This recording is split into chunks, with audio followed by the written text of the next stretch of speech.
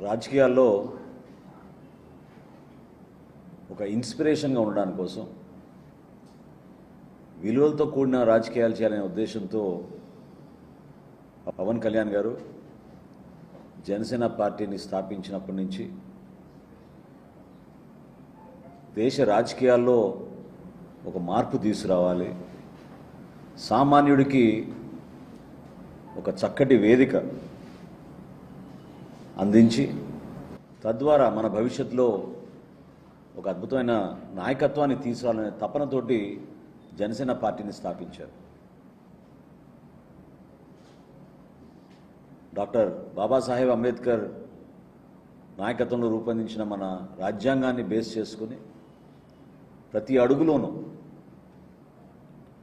ఏ కార్యక్రమం చేసినా ప్రజలకి అంతిమంగా ఉపయోగపడే విధంగా మనం చేయాలనే తపనతోటి జనసేన పార్టీలో మేమందరం కూడా పనిచేస్తాం. క్షేత్రస్థాయిలో మేము నిర్వహించిన అనేక పోరాటాలు, ప్రజల పక్షాన్ని నిలబడి మేము గలమెప్పిన సందర్భాలు ఎప్పుడు కూడా 10 మందికి ఉపయోగపడే విధంగా, భవిష్యత్తులో ఎవరైనా చూసి ఈ విధంగా చేయాలనే ఒక ఆలోచన రావాలనే భావనతో చేసిన కార్యక్రమాలు. అసలు దేశంలో ఎక్కడైనా కులాల్ని కలపాలనే ఒక విధానం ఒక పార్టీకి కూడా ఉందా చెప్పండి? అటువంటి ఆలోచన కేవలం జనసేన పార్టీకి, పవన్ కళ్యాణ్ గారికే ఉండేది. మేము సందర్భాన్ని బట్టో మా అవసరాలను బట్టో మేము రాజకీయాలు చేయం.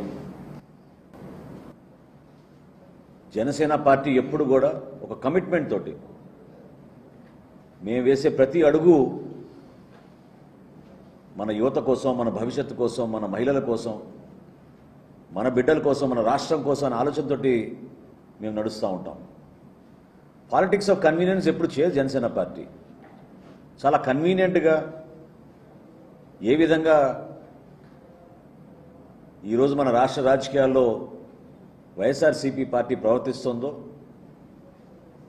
వాళ్ళ నాయకుడు జగన్మోహన్ రెడ్డి గారు అవలంబిస్తున్న తీరును చూస్తే మనందరం కూడా ఒక్కసారి తిరిగి గతంలో ఏ విధంగా వీళ్ళు ప్రజల్ని మభ్యపెట్టారు, ఏ విధంగా ఒక అరాచక పాలన తీసుకొచ్చారనే దానిపైన గుర్తు పెట్టుకోవాల్సిన సందర్భం అనుక్షణం ఉందని నేను ఈ సందర్భంగా రాష్ట్ర ప్రజలకు గుర్తు చేస్తున్నాను. మర్చిపోకూడదు. అసలు ఎన్ని కుట్రలు చేశారు, సమాజంలో చీలిక తీసుకురావాలని ప్రభుత్వంలో ఉండి ఒక బాధ్యత కలిగిన వ్యక్తి ముఖ్యమంత్రిగా వ్యవహరిస్తూ అమలాపురంలో కులాల మధ్య చిచ్చు పెట్టిన సందర్భం ఎలా మర్చిపోతాం చెప్పండి? సహచార మంత్రివర్యులు ఆ రోజున విశ్వరూప్ గారి పైన, ఇంటిపైన దాడి జరిగితే ఎవరు ఆదుకున్నారు చెప్పండి ఆ కుటుంబాన్ని? కులాల మధ్యన ఒక ఘర్షణ వాతావరణం ఏర్పడుతోంది పచ్చటి కోనసీమ లాంటి ప్రాంతంలో అని భావించి పవన్ కళ్యాణ్ గారు హుటాహుటిన ధైర్యంగా వచ్చి నిలబడిన నాయకుడు ఆ రోజున ఆయన ఒక్కరే. ఓట్ల కోసం రాజకీయం చేసే వైఎస్ఆర్సీపీ ఈరోజు ఒక కొత్త ఆలోచనతో కూటమి ప్రభుత్వం ఏర్పడినప్పటి నుంచి అనేక ప్రాంతాల్లో రెచ్చగొట్టే విధంగా పర్టికులర్గా జనసేన పార్టీని టార్గెట్ చేస్తూ గత 3-4 నెలల నుంచి జరుగుతున్న అనేక సందర్భాలు చూస్తూ వచ్చాం. డాక్టర్ బిఆర్ అంబేద్కర్ కోనసీమలో కానివ్వండి, మొన్న కైకలూరులో జరిగిన సంఘటన కానివ్వండి, మొన్న జరిగిన మచిలీపట్నం జరిగిన సందర్భంలో కానివ్వండి, ఇవన్నీ స్థానికంగా చిన్న చిన్న సందర్భాల్లో జరిగిన సిట్యువేషన్స్. అవి అసలు ఏమైపోయాడు జగన్మోహన్ రెడ్డి గారు ముఖ్యమంత్రిగా ఉన్నప్పుడు? ఇప్పుడు హడావుడిగా ఫోన్లు చేసి మరి నేనున్నాను, మీకు భరోసా ఇస్తున్నాను, మన ప్రభుత్వం రాగానే మీ సంగతి తెలుద్దామంటే ఏం తెలుస్తారు? ఎవరి సంగతి తెలుస్తారు? ఎలా మర్చిపోతారు మీరు? ఆ రోజున పాపం అమాయకుడు సుబ్రహ్మణ్యం లాంటి యువకుడిని డోర్ డెలివరీ చేసినప్పుడు ఏమైంది మీ ఫోన్ కాల్? అదే విశ్వరూప్ గారి కుటుంబానికి కోనసీమలో అంతమంది కుటుంబాలని ఇబ్బంది పెట్టిన రోజు ఏమైపోయినాయి మీ ఫోన్ కాల్? డాక్టర్ సుధాకర్ గారిని విశాఖపట్నంలో మీరు గురి చేసిన ఇబ్బందికరమైన పరిస్థితుల్ని మర్చిపోయి ఆ రోజు ఏమైపోయింది మీ ఫోన్ కాల్? ఈరోజే గుర్తుకొచ్చిందా మీకు ఫోన్ వాడడం? ఆవేశాల పైన కుళ్ళు రాజకీయాలు, ఓట్ల రాజకీయాల కోసం చేస్తున్న వీళ్ళ కుట్రల్ని ప్రజలు గమనించాలి, ఆలోచించాలి. ఎందుకంటే ఆ సమయం మనం అధిగమించి వచ్చాం. ప్రజలు కోరుకుంది అభివృద్ధి, ప్రజలు కోరుకునేది మనకి మంచి భవిష్యత్తు ఉండాలని. ఒక ప్రశాంతమైన వాతావరణంలో ఘర్షణ లేకుండా ప్రతి ఒక్కరూ కష్టపడి మన బిడ్డలకి ఉద్యోగ అవకాశాలు వచ్చేటట్టు, మన ప్రాంతానికి పెట్టుబడులు వచ్చే విధంగా ఈ అంశాలపైన మన వంతు మనం సహాయం చేయాలి సమాజానికి. ప్రెస్ మీట్ పెట్టి మరీ బెదిరిస్తాడు. మీరు ఒకవేళ ఎవరైనా సరే కాంట్రాక్టర్లు వచ్చి దాంట్లో పాల్గొంటే మీ సంగతి తెలుస్తాం, రద్దు చేస్తాం అంటారు.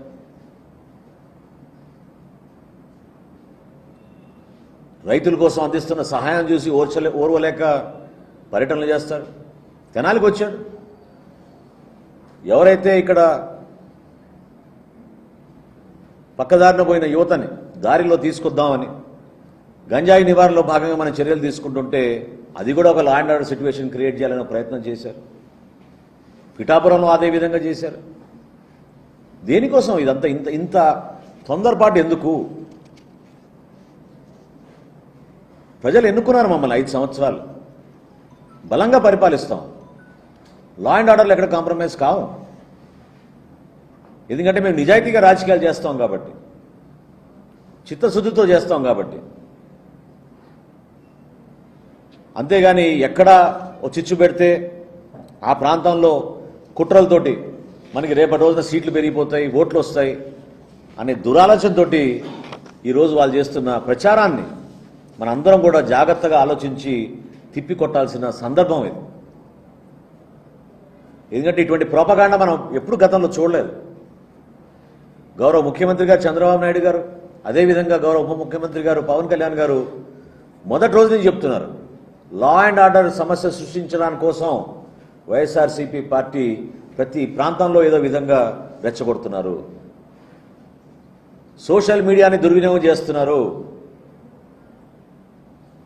కావాలని కొంతమందితో పోస్టులు పెట్టించి చిన్న చిన్న సంఘటనల గురించి, ఏదో ఫ్లెక్సీల్లో కొన్ని పొరపాట్లు, ఏదో యువకులు ఏదో ఒకరిపైన ఒకళ్ళు సరదాగానో లేకపోతే కావాలని రాజకీయ కక్షతోటో ఫ్లెక్సీలు చించుకుంటే దాన్ని కూడా దుమారం చేసి, లేదా క్షేత్రస్థాయిలో ప్రతి ప్రాంతంలో జరిగే పండుగ వాతావరణంలో ఊరేగింపుల విషయంలో సోషల్ మీడియాను ఉపయోగించి జనసేన పార్టీని, పవన్ కళ్యాణ్ గారిని టార్గెట్ చేస్తున్న విధానం ప్రతి ఒక్కరు కూడా ఆలోచించాలి. దీని వెనక చాలా స్పష్టంగా ఒక కుట్ర ఉంది. కుట్రపూరితమైన రాజకీయాలు చేస్తున్న వైఎస్ఆర్సీపీ నాయకులు ఆలోచించండి ఒకసారి.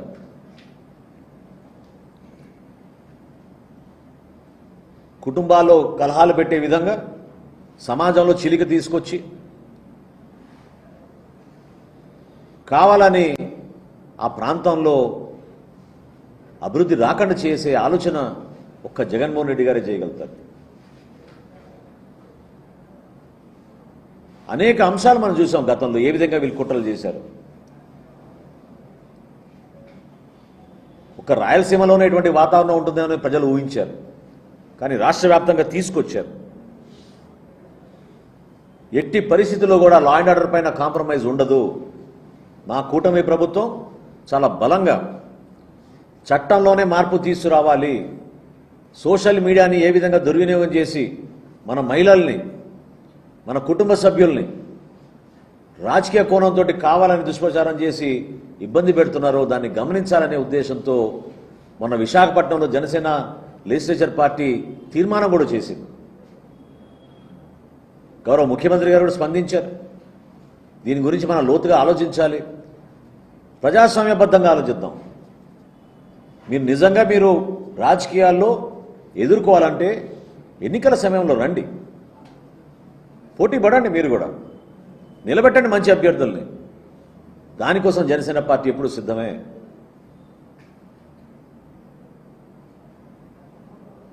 ఏనాడు కూడా మేము చేసే కార్యక్రమాలు కులాల వారీగానో మతాల వారీగానో ఓట్ల వారీగానో చూడలేదు. ప్రతి ఒక్కరిని కలుపుకుని పోవాలి. అన్ని ప్రాంతాలు అభివృద్ధి చెందాలి. మన రాష్ట్రానికి పెట్టుబడులు రావాలి, అద్భుతమైన అభివృద్ధి జరగాలనే తపనతో పనిచేసిన పార్టీ జనసేన పార్టీ. మాకే ఎజెండా ఏముంటుంది చెప్పండి? ఒకే ఎజెండా, ఆంధ్రప్రదేశ్ని భారతదేశంలో ఉన్నత స్థాయికి తీసుకెళ్ళాలి. దానికోసమే కదా కూటమి ఉండాలి, 3 పార్టీలు కలవాలి. Bharatiya Janata party, Telugu Desam party, Janasena party కలిసి పనిచేస్తేనే ఈ రాష్ట్రానికి మేలు జరుగుతుందని నమ్ముకుని ఆ రోజున అనేక సందర్భాల్లో పవన్ కళ్యాణ్ గారు 4 మెట్లు కింద దిగి పార్టీని మాత్రం కూటమిలో ఉండాలి, మనం కష్టపడి పనిచేద్దామని ఆలోచనతో ముందుకొచ్చాం. మా పార్టీ నాయకులు కార్యకర్తలు కూడా ఎక్కడ కూడా మా జన సైనికులు వీర మహిళలు స్వార్థంతో కూడిన రాజకీయాలు చేయరు. కష్టపడే మనస్తత్వం వాళ్ళది. ఒక అద్భుతమైన నాయకత్వం మాకు పవన్ కళ్యాణ్ గారిలో ఉంది. ఆ నాయకత్వాన్ని ప్రజల్లో తీసుకెళ్ళడానికి కోసం మేము కృషి చేస్తాం తప్ప సమాజంలో ఈ విధంగా చిచ్చులు పెట్టే విధంగా వీళ్ళు చేస్తున్న ప్రయత్నాన్ని ఖచ్చితంగా తిప్పికొట్టాలి. జాగ్రత్తగా ఉండాలి. మన జన సైనికుల్ని, వీర మహిళల్ని, మన నాయకుల్ని అందరినీ కోరుతున్నాను పార్టీ అధ్యక్షులు పవన్ కళ్యాణ్ గారి తరఫున, ప్రతి అడుగు అనుక్షణం మీరు జాగ్రత్తగా ముందుకెళ్ళండి. ఖచ్చితంగా చట్టం ముందు నిలబెడదాం వీళ్ళని. ఎవరైతే పొరపాట్లు చేస్తున్నారో, ఎవరైతే చిచ్చులు పెడుతున్నారో, సమాజంలో కావాలని మన మధ్యన ఒక ఘర్షణ వాతావరణం సృష్టించడానికి ప్రయత్నం చేస్తున్నారో వారిపైన మనం బలంగా పెడదాం. ప్రభుత్వంలో మనం భాగస్వాములుగా ఉన్నాం. ఈ రోజున మన బాధ్యతతో వ్యవహరించాలి. ఆవేశాలకి గురి కాపాకండి. అర్థం చేసుకోండి మన సిద్ధాంతాలు ఏంటి, మన ప్రయాణం ఏంటి, ఎంత కష్టపడితే దూరం వచ్చాం మనం, దాన్ని నిలబెట్టుకుందాం. పవన్ కళ్యాణ్ గారి నాయకత్వాన్ని ప్రజల్లో తీసుకెళ్ళాలి. దానికోసం మనందరం కూడా కృషి చేద్దాం. అంతేగాని వీళ్ళు చేసే కుట్రల్లో, వీళ్ళు ఆలోచించిన విధానాల్లో కావాలని మనని లాగి ఆవేశపూర్వకంగా ఇబ్బంది పెట్టాలని చూసిన సందర్భాన్ని దయచేసి మీరు చాలా జాగ్రత్తగా వివరించండి. ఒక ఘర్షణ వాతావరణం తీసుకురావడానికి వీళ్ళు మనందరినీ ఆ ఉచ్చులో లాగడానికి ప్రయత్నం చేస్తూ ఉంటారు. దాన్ని తిప్పికొట్టాల్సిన బాధ్యత మీది. ఎందుకు 5 సంవత్సరాల్లో జగన్మోహన్ రెడ్డి గారు ఏ కుటుంబానికి ఫోన్ చేయలేదు? ఇటువంటి కార్యక్రమాలు జరుగుతున్నప్పుడు, సమాజాన్ని వీళ్ళు విచ్ఛిన్నం చేస్తున్నప్పుడు ఆ రోజులు ఎందుకు గుర్తు రాలేదు? బాధిత కుటుంబాలను ఎందుకు పరామర్శించలేదు? ఎవరైనా సరే చట్టం ముందు ఒక్కరే, సమానంగా చూస్తాం. ఈ సంఘటనలు మా దృష్టికి రాగానే మన పార్టీ అధ్యక్షులు పవన్ కళ్యాణ్ గారి ఆదేశాల మేరకు క్షేత్రస్థాయిలో పర్యటించి వాస్తవాలు తెలుసుకుని రిపోర్ట్ సబ్మిట్ చేయమని అక్కడ స్థానికంగా ఉన్న నాయకత్వాన్ని మనం పంపించాం. ఖచ్చితంగా మేము తీసుకోవాల్సిన యాక్షన్ మేము తీసుకుంటాం పార్టీ పరంగా. కానీ ఒక అలజడి సృష్టించి ఓట్ల కోసం దుర్మార్గంగా కష్టపడి పనిచేస్తున్న మన కుటుంబ ప్రభుత్వాన్ని అభివృద్ధి జరగనివ్వకుండా, పెట్టుబడులు రానివ్వకుండా, ఉద్యోగ అవకాశాలు చెడగొట్టే విధంగా వీళ్ళు చేస్తున్న కుట్రని దయచేసి ప్రజలందరూ కూడా గమనించాలి. ఇది చాలా అవసరం. రాష్ట్ర ప్రజలు ప్రత్యేకంగా మీరు మాకు అందించిన తీర్పు,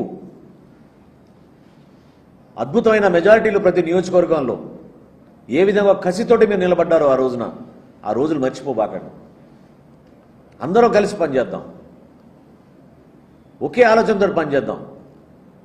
భారతదేశంలో ఆంధ్రప్రదేశ్ ఉన్నత స్థాయికి తీసుకెళ్ళాలి. స్వర్ణ ఆంధ్రప్రదేశ్ నిజంగా మన కళ్ళ ముందే కనపడే విధంగా కష్టపడి పనిచేసుకుందాం. అంతే తప్ప ఈ విధంగా చిల్లర రాజకీయాలు, ఇటువంటి దురాలోచనలు, అటువంటి నాయకత్వాన్ని మాత్రం దయచేసి మీరు ప్రోత్సహించబాకండి. ఎంతో ఆవేదనతోటి గత 4-5 రోజుల నుంచి ప్రత్యేకంగా పవన్ కళ్యాణ్ గారి పైన వ్యక్తిగతంగా, జనసేన పార్టీ పైన వీళ్ళు చేస్తున్న దుష్ప్రచారాన్ని మమ్మల్ని అందరినీ కూడా కదిలించింది. నిలబడాలి. ఒక ఆలోచన విధానం ఏంటి మనది? దేనికోసం మనం ఇంత దూరం ప్రయాణం చేసాం? ఎందుకు ఇంత కష్టపడ్డాం? మన రాష్ట్రం కోసం, మన ప్రజల కోసం, మన భవిష్యత్తు కోసం. అటువంటి నాయకత్వం మనకి పవన్ కళ్యాణ్ గారిలో ఉంది. దాన్ని నిలబెట్టే బాధ్యత మనందరిపైన ఉందని ఈ సందర్భంగా మీ అందరూ కూడా తెలుపుకుంటున్నాను.